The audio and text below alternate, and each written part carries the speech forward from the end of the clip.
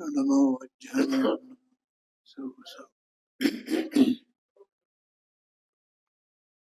सर्वव्यापी कुचिन्द्रूप स्वरूपाय परात्मने सोपलब्धि प्रसिद्धाय ज्ञानानंदात्मने नमः।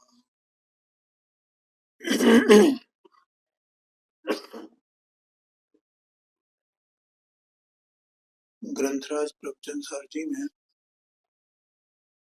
ज्ञेय तत्व प्रज्ञापन महाधिकार और इसका ज्ञान ज्ञेय विभाग अधिकार जो 145 नंबर की गाथा से प्रारंभ हुआ है, इसमें 20-21 गाथाएं स्वाध्याय में हो गई हैं। जैसा कि अपन जानते हैं, ऐसा आचार्य देव ने बताया था कि विश्व 6 द्रव्य स्वरूप है। उसमें एक जीव द्रव्य तो ज्ञान स्वरूप और ज्ञेय स्वरूप है, और बाकी के 5 द्रव्य वे मात्र ज्ञेय स्वरूप हैं, क्योंकि उनमें ज्ञान नहीं है। ऐसा जीव का जो ज्ञेय भी है और ज्ञान भी है, ज्ञान स्वरूप भी है और ज्ञेय स्वरूप भी है, बाकी के 5 द्रव्यों से भेद ज्ञान कराने के लिए आचार्य देव ने सर्वप्रथम ऐसा यहाँ कहा कि मैं देह नहीं हूँ, और देह में देह मन वाणी ये तीनों ही समझना, ठीक है। और मैं देह का कारण नहीं हूँ, देह का कर्ता नहीं हूँ, देह का जो कर्ता है उसका प्रयोजक नहीं हूँ, और देह का जो कर्ता है उसका अनुमोदक नहीं। तो फिर प्रश्न यह आया कि देह का कर्ता कौन है। तो उन्होंने बताया कि भैया ये स्वरूप अस्तित्व से निश्चित किया गया है कि आत्मा अपने ज्ञान स्वरूप में निश्चित है, और ये जो देह है वो पुद्गलात्मक है। तो पुद्गलात्मक है, और उसमें पुद्गल निश्चय से एक परमाणु है। तो यहाँ ये प्रश्न आया कि वो परमाणु इस पुद्गलात्मक पिंड रूप परिणति को किस प्रकार से प्राप्त करता है, ये प्रश्न आया। इस प्रश्न का उत्तर यहाँ चल रहा है। ख्याल में ये जो परमाणु है, एक एक पुद्गल परमाणु, तो उस पुद्गल परमाणु में जैसे गुण हैं तो 4 प्रकार के, तो 4 प्रकार के स्पर्श बताए, 5 प्रकार के रस बताए, 5 प्रकार के वर्ण बताए, 2 प्रकार की गंध बताए। इस प्रकार से वो गुण है उसके पुद्गल के, और उस पुद्गल में स्निग्धत्व और रुक्षत्व, ये स्पर्श का ही भेद है। कोई पुद्गल तो स्निग्ध होता है, स्निग्धत्व को धारण करता है, और कोई पुद्गल रुक्षत्व गुण वाला होता है। अब उन गुणों के अविभाग प्रतिच्छेद होते हैं। क्या होते हैं? हाँ, और अविभाग प्रतिच्छेद कहाँ से कहाँ तक होते हैं? 1 से अनंत तक, ठीक है। तो वो पुद्गल परमाणु जिनके अविभाग प्रतिच्छेद 1 से अनंत तक है, तो वो अपने गुण रूप परिणमित होता है, स्निग्धत्व रूप या रुक्षत्व रूप। उसका परिणाम होता है, तो उस परिणाम में उसकी स्निग्धता या रुक्षत्व का वो जो अविभाग प्रतिच्छेद है ना, उतने तक वो परिणमन करता है, उसकी परिणति होती। तो एक परमाणु दूसरे परमाणु के साथ में उसका जो संयोग होता है, वो स्निग्धत्व और रुक्षत्व उसमें कारण है, और उसकी जो अविभाग प्रतिच्छेद है वो वहां अंश कहे गए हैं, परमाणु अंश नहीं कहे गए। स्निग्धता के अंश और रूक्षता के अंश। बोलो भैया, ख्याल में आया? तुमने प्रश्न किया था ना, परमाणु नहीं है, परमाणु को अंश नहीं कहा गया।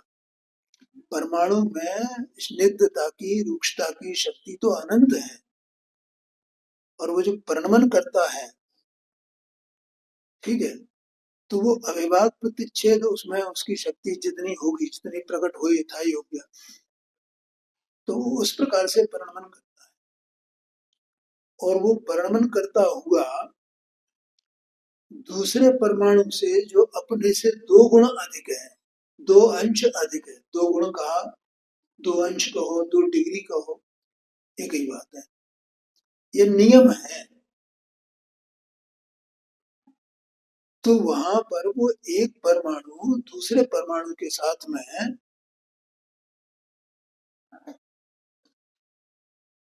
2 परमाणुओं के स्कंद रूप से परिणमित होता है। आया समझ में?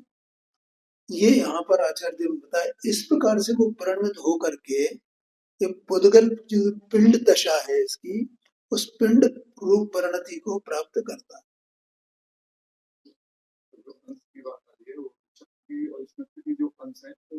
हाँ हाँ हाँ जी, हाँ जी।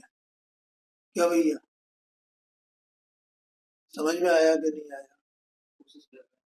हाँ, कोशिश करो।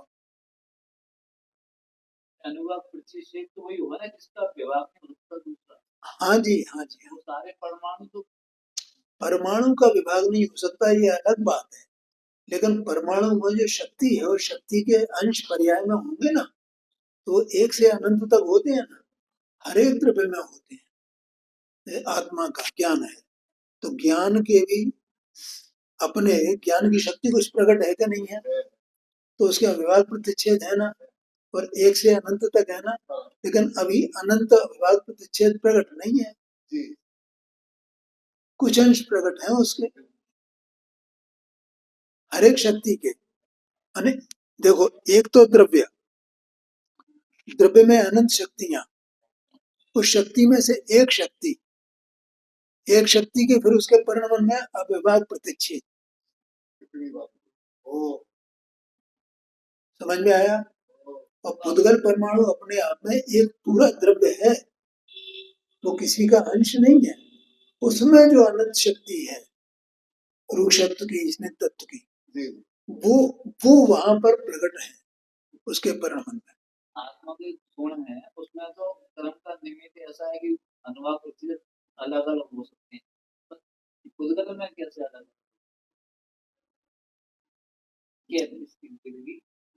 क्यों नहीं हो सकते? हो सकते हैं।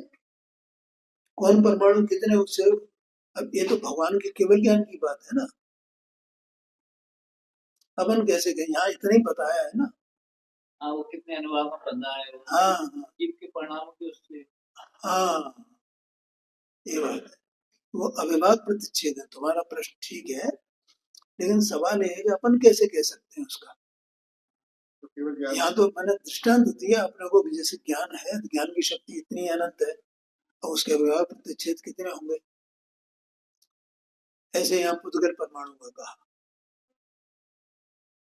ठीक है, तो अब यहाँ पर 165 तक गाथा तक हो गई है, 166 नंबर की गाथा है, तो अपन ने कल पढ़ा नहीं था ना इसको, 166 नंबर की गाथा नहीं। अब ऐसा निश्चित करते हैं कि परमाणुओं के पिंड बने में यथोक्त माने उपरोक्त हेतु है। परमाणु जो पिंड रूप से परिणमित होते हैं, तो उसमें जो अभी जो कहा गया पिछली गाथा में जो हेतु जो कारण बताया गया वही कारण यहाँ पर बता रहे हैं आचार्य देव। और उसके लिए और कुछ भी दूसरी जगह से भी उन्होंने कुछ उद्धरण दिए हैं अपनी टीका में अमृतचंद्राचार्य स्वामी ने। तो देखो पहले इसका गाथा का पाठ करते हैं अपन। निधत्तणेन दूलो चतुर्गुणनिध्येन बन्धमणो भवति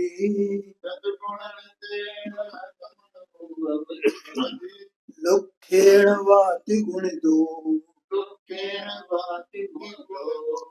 अणुबध्यति पंचगुणयुक्तो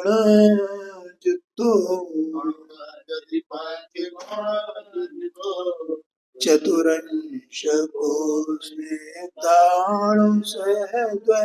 अंशमय स्निग्धागुणो पंचांश अणुसबंधथाय त्रयांशमय। देखो अन्वयार्थ है स्निग्ध रूप से दो अंश वाला परमाणु। ठीक है भैया, लिखा ना परमाणु मतलब परमाणु तो एक ही है ना, और उसके स्निग्धता के और रुक्षता के अंश हैं जो अविभाज्य प्रतिच्छेद कहे गए हैं। तो बार बार अविभाज्य प्रतिच्छेद तो एक बड़ा टर्म होता है, तो उन्होंने अंश को ले लिया सीधा डिग्री। ठीक है, अपन वो थर्मामीटर से बुखार नापते हैं तो क्या कहते हैं भैया?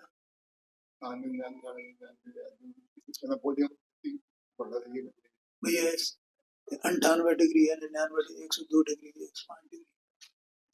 अपन ये तो नहीं, इतने डिग्री फ़ारेनहाइट है,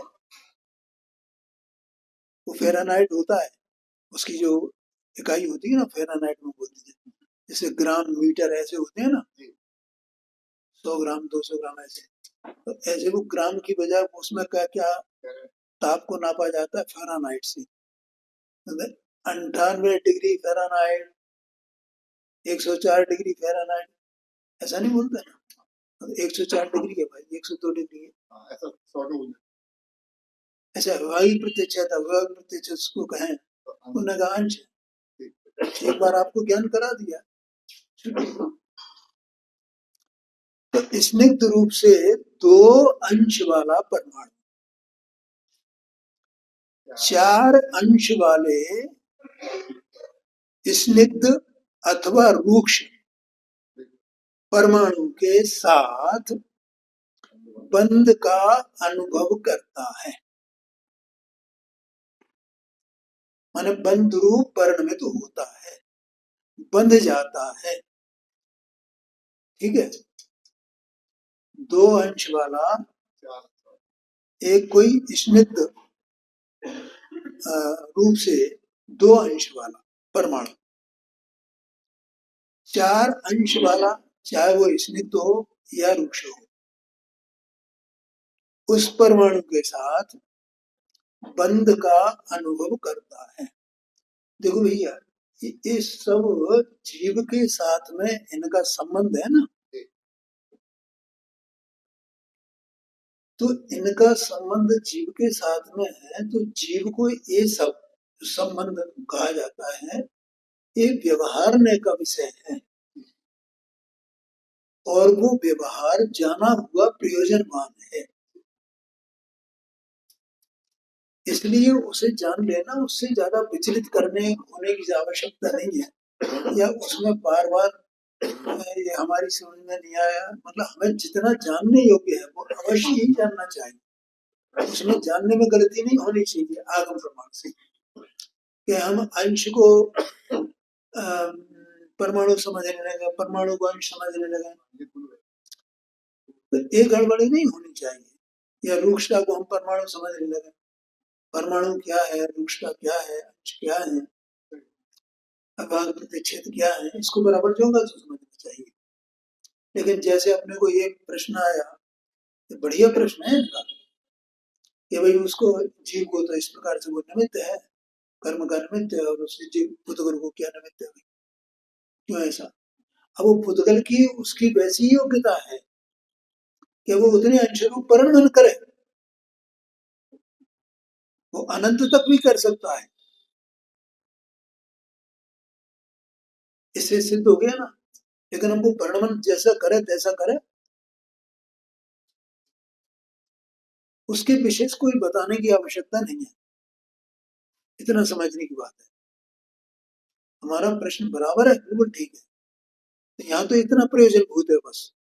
या देह की रचना कैसे होती, कैसे है, पुद्गल कैसे करता है उसकी देह की रचना। पुद्गल तो एक एक परमाणु उसके साथ में कैसे आता हुआ, तो उसको बता रहे हैं। उसका कारण मैंने कितने भीतर जाकर के आचार्य देव ने बताई बात। तो इसमें जैसे 2 से 4 बोला है और 3 से 5 बोला है। हाँ जी। एक सिंगल परमाणु तो बंद रूप नहीं होगा। हाँ, नहीं होगा ना। सिंगल परमाणु तो इसमें है वही थे शुद्ध परमाणु, क्यों नहीं होंगे। माने एक अंश वाला जो एक अंश रूप से परिणमित है, बस उतने की बात है। वो शुद्ध है या अशुद्ध है इसकी कोई बात नहीं। एक परमाणु तो शुद्ध ही होता है, कितने भी उसके अंश हो, उसमें क्या है।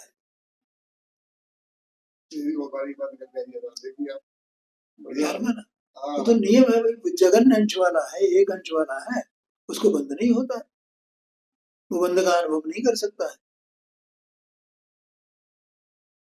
आगे ख्याल में। अथवा रूक्ष रूप से 3 अंश वाला परमाणु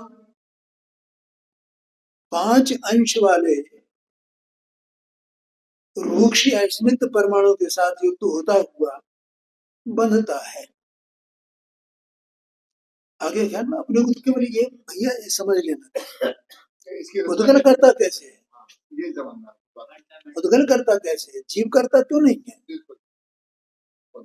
तो इतनी गहराई में जाकर के आचार्य देव ने बात बताई कि भैया पुद्गल क्यों करता है, जीव करता क्यों नहीं है। जीव न स्निग्ध होता है न रूक्ष होता है, जीव स्निग्ध रूक्ष होता है, वो तो पुद्गल का स्वभाव है स्निग्ध रूक्ष होना है। और बाकी के और जो 4 द्रव्य हैं वे भी स्निग्ध रूक्ष नहीं है, माने वे भी उसकी रचना नहीं करते हैं और जीव भी उसकी रचना नहीं करता है।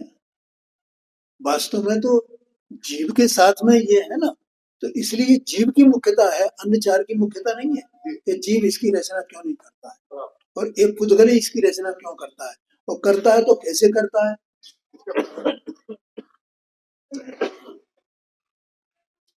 और ये दोनों सत्स्वरूप वस्तुएं हैं। बोलो ख्याल में।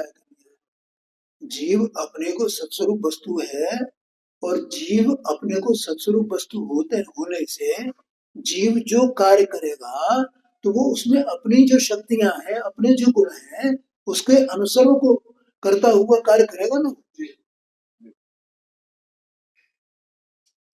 और पुद्गल में जो पुद्गल का जो स्वभाव है, तो पुद्गल अपने गुणों का आश्रय लेकर के अपने कार्य को करेगा। जीव इसके कार्य को कैसे कर सकता है। जीव तो इसके कार्य को तभी कर सकता है जब ये जीव में इसके गुण हो। क्या कहा, जीव में इसके गुण होते हैं। हाँ, जो पुद्गल के गुण हैं वे पुद्गल के गुण जीव में हो तो जीव वैसा कार्य करे। जैसे जीव में ज्ञान गुण है, ज्ञान शक्ति है, ज्ञान स्वभाव है, तो वो जानने का कार्य करता है ना। ठीक है। अब अपन ये कह रहे हैं पुद्गल भी जानने का कार्य करता है, ऐसा हम ऐसा माने गए, पुद्गल भी कार्य करता है जानने का, तो क्या इसमें ज्ञान गुण है। नहीं, ज्ञान गुण इसमें नहीं है, तो ये जानने का कार्य कैसे करेगा। बोलो भैया ख्याल में। इसका मतलब ये हुआ कि पुद्गल में स्निग्धता रूक्षता होती है, जो उन्होंने बताए थे पहले, है स्पर्श रस गंध वर्ण, ये जो बताए गुण, तो उसमें स्निग्धता रूक्षता वो स्पर्श गुण की पर्याय है। तो वो स्पर्श गुण के कारण ही तो वे एक दूसरे से बंधते हैं ना, माने स्पर्श करते हैं चिपक जाते हैं। लेकिन जीव में वो गुण नहीं है, जीव किसी से नहीं चिपकता है। एक जीव दूसरे जीव से भी नहीं चिपकता है। बिल्कुल। क्या कहा, बोलो भैया, ख्याल में आया कि नहीं? देखो, और पुद्गल कैसे परिणमित हो जाता है कि ये कहना पड़ा आचार्य देव को, भगवान को ये कहना पड़ा कि ये भी व्यवहार से पुद्गल द्रव्य है, ये पिंड भी एक परमाणु निश्चय से पुद्गल द्रव्य, और ये पिंड जो भी है ये भी व्यवहार से पुद्गल द्रव्य कहे जाते हैं। लेकिन ऐसे अनेक जीव मिलकर के, जैसे निगोद में एक शरीर में अनंत जीव रहते हैं, तो वे ऐसे पिंड पर्याय रूप नहीं होते हैं, क्यों? उनमें स्पर्श गुण नहीं है, नहीं तो वे सब मिलकर के ये एक पुद्गल द्रव्य कहना है, वो एक जीव द्रव्य कहना है, लेकिन एक जीव द्रव्य उनको नहीं कहा जाता है। वे अनंत हैं एक शरीर में, तो अनंत ही कहे जाते हैं।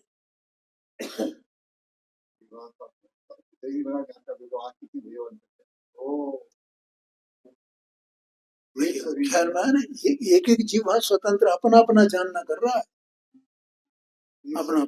हाँ जी हाँ, तो उनको सबको मिला करके एक जीव द्रव्य नहीं कहा जा सकता, कि नहीं व्यवहार से कहो कर नहीं कहा जा सकता। हाँ जी हाँ, वो तो एक में बसते वो तो सिद्ध भगवान के लिए है। हाँ जी हाँ जी हाँ जी, अनंत जीव है। आया समझ में क्या नहीं आया? तो यहाँ तो मैं कर्तापने की बात कर रहा हूँ, वो जो द्रव्य है ना उसमें जो गुण है उसके अनुसार वो परिणमित होता है। द्रव्य जो करता है ना, परिणमित होना माने करना, करता करता करता कार्य रूप परिणमन करना माने करता होना। तो ये जीव उसका कर्ता क्यों नहीं है? ये पुद्गल ही कर्ता क्यों है? क्यों जीव में वो योग्यता नहीं है, क्योंकि वो जीव में गुण नहीं है। ऐसा मैं सत्स्वरूप ज्ञान स्वरूप वस्तु हूँ। बोलो भैया कपिल भाई, समझ में आएगा? हो जाएगा, कर्ता पद का छूट जाएगा। हाँ जी भैया, समझ में आया कि नहीं आया? उसका भी इसी में लेना है? नहीं, उनसे छोड़ दो, उनकी कोई बात नहीं। यहाँ तो स्वभाव की बात चल रही है, कर्ता क्यों है, कैसे है ये कर्ता है कि नहीं है? अपने ज्ञान का अभी तो वो जो स्वभाव चल रहा है वो अलग बात है, माने स्वभाव माने विभाग की स्वभाव की बात चल रहे हैं। कोई क्रोधी मानी लोभी है, इस प्रकार के, ये बहुत गंभीर बात है भाई, बहुत गंभीर। हाँ जी हाँ जी, जैसे आत्मा, ये भी समझ लेना भैया, जैसे आत्मा इसका शरीर का कर्ता है, वैसे ही जो विभाव है ना ये, इनका भी वस्तुतः यथार्थ पने निश्चय नय से, शुद्ध निश्चय नय से आत्मा इनका अकर्ता है। राग राग द्वेष का, क्रोध मान माया लोभ का, ये तमाम विकल्पों का आत्मा करता नहीं है भैया, समझ गए ना? अभी भी समझना भैया सब लोग, अपनी अवस्था में जो विकल्प, जैसे बोलने का विकल्प, वाणी निकल रही है अलग बात है, ये तो पुद्गल का कार्य है, बोलने का विकल्प है, ठीक है? तो क्या वास्तव में ये बोलने का विकल्प रूप जो भाव है, ये भाव क्या आत्मा करता है, कर सकता है? नहीं। आत्मा करता ही नहीं है उनको, वे तो पुद्गल कर्म के उदयजन्य है।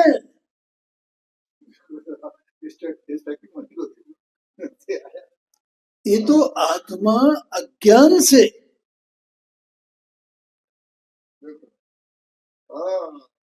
अज्ञान से उसका कर्ता माने, कर्ता होना माने अपना मान लेना, बस इसे इसका नाम कर्ता हो गया है।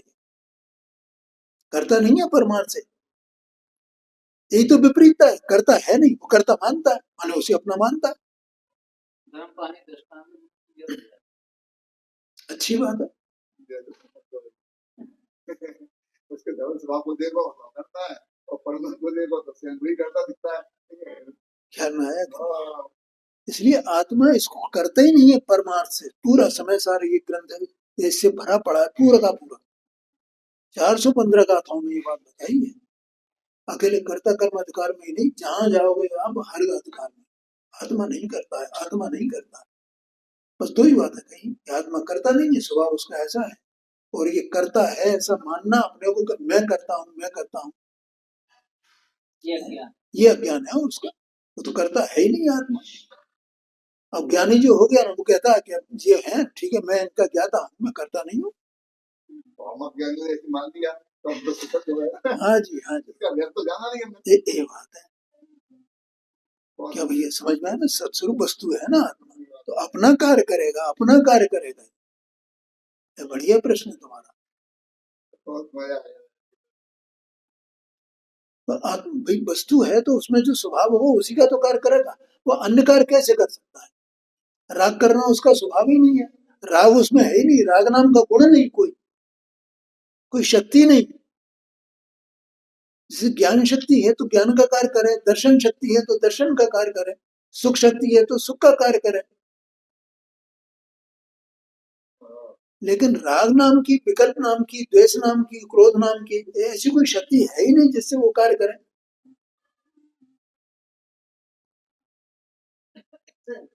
आया कि नहीं आया? कर्म की डाक लगी है जी, क्रोध मान रहा है। हाँ बिल्कुल बिल्कुल बिल्कुल।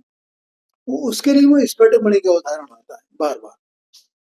ठीक है, उससे और गर्म पानी, इससे उससे अपन उसे बराबर समझ सकते हैं। तो पानी अपने आप गर्म होएगा तो कोई गर्माई का निमित्त मिलेगा तब होएगा। बोलो, पानी को गर्माई का निमित्त मिले, माने अग्नि का निमित्त मिले, या बहुत तेज धूप हो तो धूप में रख दो तो वो भी गर्माई का निमित्त मिला ना, तो वो परम पानी गर्म होएगा ना। और निमित्त नहीं मिले बाहर से तो पानी गर्म नहीं होएगा ना। ऐसा है ना। तो अगर पानी अपने से ही गर्म होने लगे तो बिना निमित्त के भी होने लगे, तो करता कहलाए। अरे वाह, क्या बात है। अपने आप ही होने लगे पड़ा पड़ा। ऐसा स्वभाव ही नहीं है। हाँ, वो अपने आप ठंडा तो हो सकता है लेकिन गर्म नहीं होता है। अपने आप ठंडा क्यों होने लगता है? क्योंकि ठंडा है, उसके शीतलता उसका स्वभाव है, इसलिए अपने शीतलता का तो वो कारण है, करता है, लेकिन गर्माई का करता नहीं है।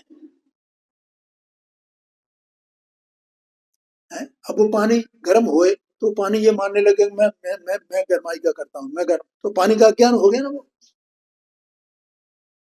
ऐसी बात। तो ऐसे यहाँ हो रहा है जीव को अनादि से। और संसार केवल इतना ही सा है भैया, हमारा जो 4 गतियां 84 लाख दुनिया है ना, ये संसार, इस संसार का मूल कारण इतना सा है बस। करता हुआ करता हूँ। है अकर्ता और बनता है करता, है अकर्ता और बनता है करता।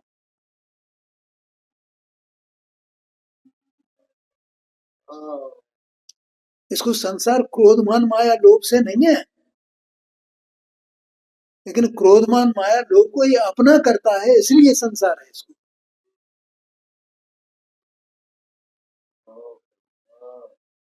हाँ, ख्याल में आया कि नहीं? ये क्रोध मान माया लोभ से अपने को अलग कर ले और अपने स्वभाव को पकड़े, बस यही मैं हूँ, बस यहाँ बैठ जा। तो क्रोध मान माया लोभ कितने दिन चलने वाले हैं भैया, मुझे बता देना जरा, कितने दिन चलेंगे? ये नहीं मुझे कैसे हम। वो तो कर्मजन्य है, तो कर्म निकल जाएगा और वो खत्म हो जाएंगे। आशा रहित हो गए वो, अभी आशा दे रहे हैं हम। नहीं, अपना मान रहे हैं, कोई कोई अपना मान रहा है, अपना मान रहा है, ऐसा ही आत्मा का ज्ञान है। बोलो, समझ में आए? हाँ भैया बोलो, प्रश्न करना है तो कुछ कर लेना, कोई चिंता की बात नहीं। तो ये ज्ञान ये विधेयक सब पे नहीं है। हाँ वो तो करेगा, इसलिए इसका प्रारंभ ही, धर्म का प्रारंभ ही यहाँ से है, ज्ञान से, सच्चा ज्ञान करना, और कहीं से नहीं है भैया। धर्म का प्रारंभ यहाँ से होता है।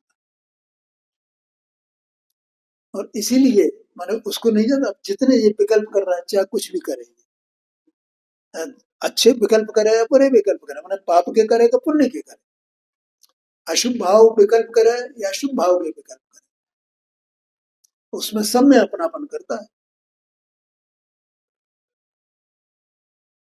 आया कि नहीं आया ज्ञान? ये विकल्प अपनापन किए बिना भी हो सकते हैं, क्योंकि जब तक कर्म का संबंध है ना, तब तक होंगे भी।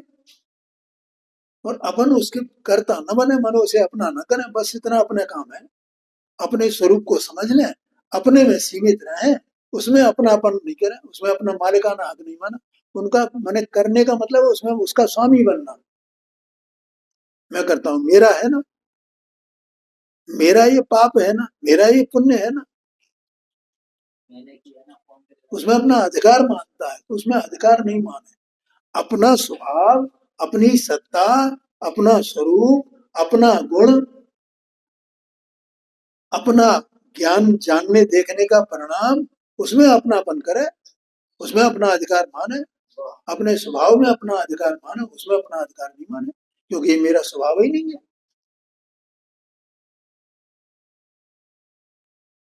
ध्यान में है कैसे कि क्या, इसलिए बार बार आचार्य देव क्या बताते हैं, स्वभाव को बताते, तेरा स्वभाव क्या है, तेरा स्वभाव, क्योंकि तेरे में जो कार्य होगा तेरे स्वभाव के अनुसार होगा, वो उसकी पहचान कर, अपने स्वभाव को पहचान, अपने स्वभाव को पहचान और इनके स्वभाव को पहचान, इसका नाम भेद ज्ञान। जिसने ये पहचान लिया, और कौन पहचानेगा, वो ज्ञान ही तो पहचानेगा ना उसको। तो ज्ञान अपने ज्ञान स्वभाव को पहचान जाए, और उसके राग के स्वभाव को, विकल्प के स्वभाव को पहचान जाए, इतना सा काम है। और ये काम भाई साहब पशु कर लेता है, नारकी कर लेता है, वे कर लेते हैं, और वे करते हैं, फिर वे अपने में अपना अधिकार मानते हैं, बस मेरा तो, मेरे स्वभाव में, मेरे स्वभाव अनुसार जो मेरा परिणाम उसमें, इसमें मेरा अपना अधिकार है, इसका मैं स्वामी हूँ, इसका मैं करता हूँ, लेकिन इनका मैं करता नहीं। वहां से उदासीन हो जाते हैं। ख्याल में है? सत्ता में तो ये दबाव प्रबंध चलता है ना, तो ये सैनिक प्रबंध आना, तो इसलिए वो वहां से नहीं छूट पड़ा। हाँ, तो वो उसका अनादि का अज्ञान है, माने स्वभाव को नहीं पकड़ा है उसने। यही तो ख्याल में है ना?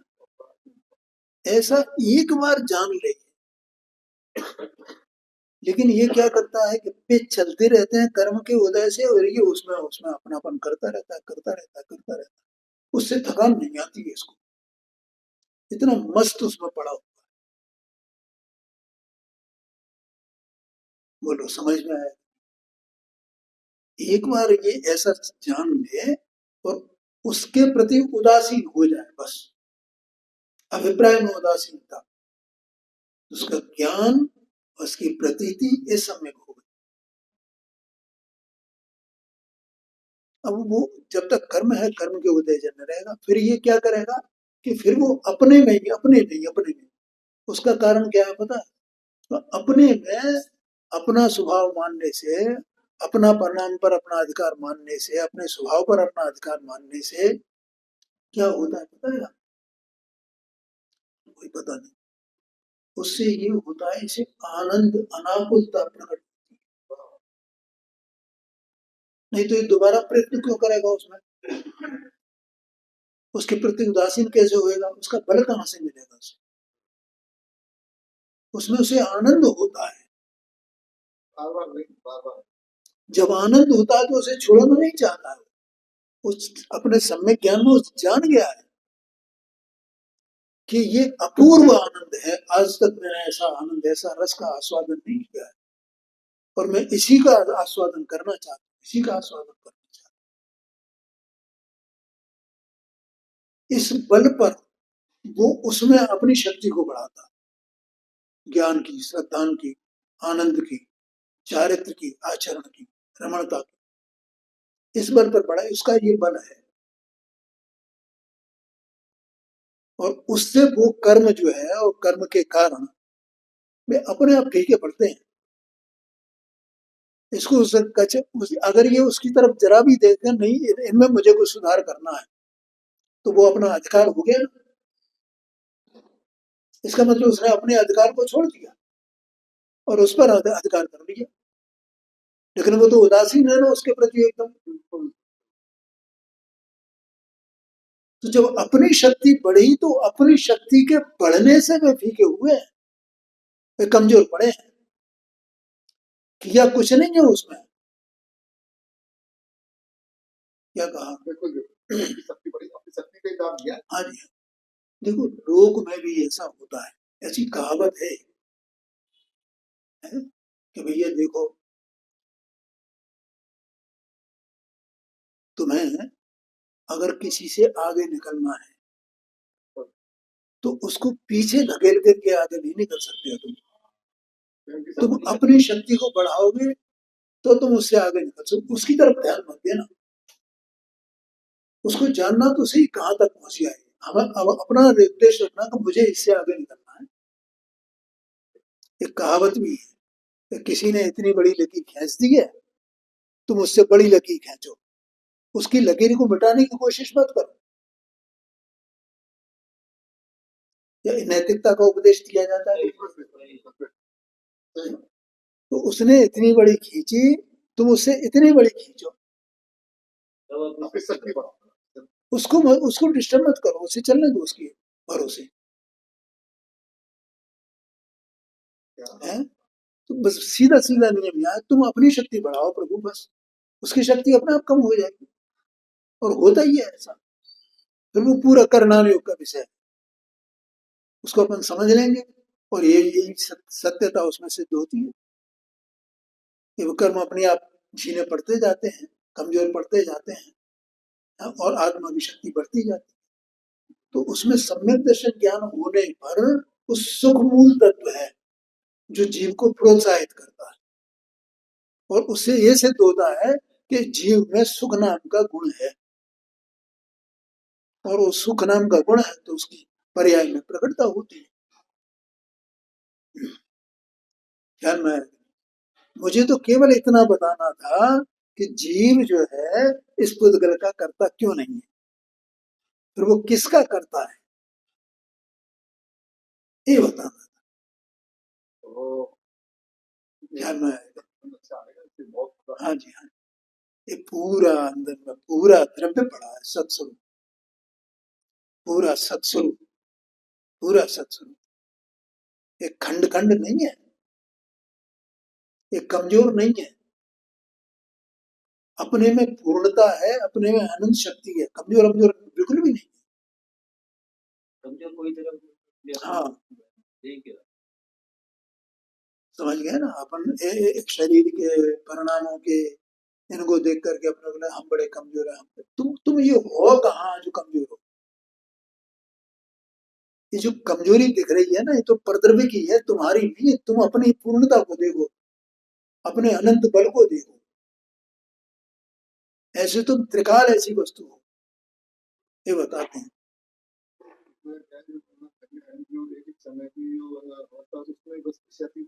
हाँ, वही तो गड़बड़ है, वही गड़बड़ है। इसलिए सत्स्वरूप पूरा द्रव्य, पूरा द्रव्य, पूरा द्रव्य, सत्स्वरूप, सत्स्वरूप, सत्स्वरूप, निरालंब, निरालंब, निरालंब, निरालंब, निरालंब, ऐसा है। तो मुझे तो केवल इतना बताना था कि आत्मा इसका कर्ता क्यों नहीं है। अरे ये इसका कर्ता कौन है, उसकी ये चर्चा चल रही। आगे समझ में?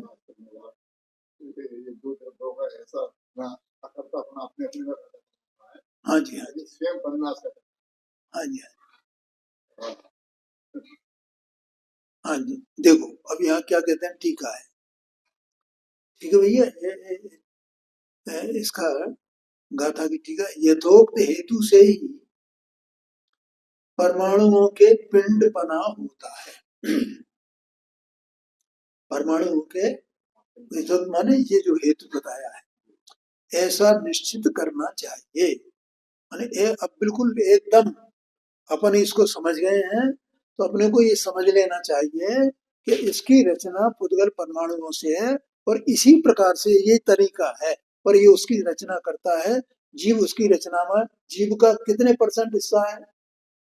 0%। कोई हिस्सा है नहीं जीव का, कोई सहयोग नहीं है, रंच मात्र भी। व्यवस्था ही नहीं है ना। हाँ, क्योंकि 2 और 4 गुण वाले तथा 3 और 5 गुण वाले 2 स्निग्ध परमाणुओं के अथवा 2 रूक्ष परमाणुओं के अथवा 2 स्निग्ध रूक्ष परमाणुओं के। देखो इससे निश्चित हो गया ना कि जो परमाणु होता है या तो वो रूक्ष होता है या स्निग्ध होता है नियम से। और वे नियम से ऐसे हैं लेकिन उनका आपस में जो पिंड पर्याय रूपांतरण होता है तो उसमें ऐसा नहीं है कि स्निग्ध स्निग्ध हो या एक स्निग्ध हो एक रूक्ष हो या एक रूक्ष हो एक स्निग्ध हो, ऐसा नहीं होता। ठीक है, कोई भी कैसा भी हो, स्निग्ध स्निग्ध हो सकता है, रूक्ष रूक्ष हो सकता है, रूक्ष स्निग्ध होता है, स्निग्ध रूक्ष हो सकता है। बस उनके वो इतने अंश हैं उनके, वो उसके हिसाब से वो अपने आप में एक दूसरे को जोड़ देते हैं। तो वो मतलब 2 गुणादि या 2 परमाणु उसमें जुड़ जाते हैं। एक स्निग्ध और एक रूक्ष परमाणु के बंध की प्रसिद्धि है, कहा भी है। यहाँ पर ये गाथा थी है, देखो, निद्धा निद्धेन बध्यन्ति लुक्खा लुक्खाय पोगला, निद्धल्लुक्खाय बध्यन्ति रूवा रूवीय पोगला, निद्धस्य निद्धेन दुराहेण लुक्खस्य लुक्खेण दुराहेण, निद्धस्य लुक्खेण हवेदि बंधो जहन बज्झे विषमे समेवा। अब यहाँ कहते हैं अर्थ इसका दिया है। अर्थ, पुद्गल रूपी और अरूपी होते हैं। अब और बताया इसमें। हाँ, पुद्गल 2 प्रकार के होते हैं। वैसे तो पुद्गल सभी रूपी होते हैं, उसके हिसाब से तो रूपी माने मूर्तिक और बाकी के 5 द्रव्य अमूर्तिक हैं। तो वो रूपी का अर्थ यहाँ नहीं है। है जी? नहीं नहीं, उससे भी नहीं है, अभी बताएंगे। हाँ, तो रूपी और माने वो पुद्गल परमाणु की बात चल रही है यहाँ पर। रूपी और रूपी 2 प्रकार के होते हैं। उनमें से स्निग्ध पुद्गल स्निग्ध के साथ बंधते हैं और रूक्ष पुद्गल रूक्ष के साथ बंधते हैं। स्निग्ध और रूक्ष भी बंधते हैं, तीनों प्रकार से है। ठीक है, जगन्य के अतिरिक्त सम अंश वाला हो या विषम अंश वाला, समंश विषम अंश समझ गया ना? 2 4 6 8 10 ये तो समंश कहलाते हैं और 3 5 9 10 9 11 ये विषम अंश कहलाते हैं। स्निग्ध का 2 अधिक अंश वाले स्निग्ध परमाणु के साथ, रूक्ष का 2 अधिक अंश वाले रूक्ष परमाणु के साथ और स्निग्ध का 2 अधिक अंश वाले रूक्ष परमाणु के साथ बंध होता है। ठीक है, अब इसका रूपी अरूपी का अर्थ क्या है ये अपन कर लेंगे।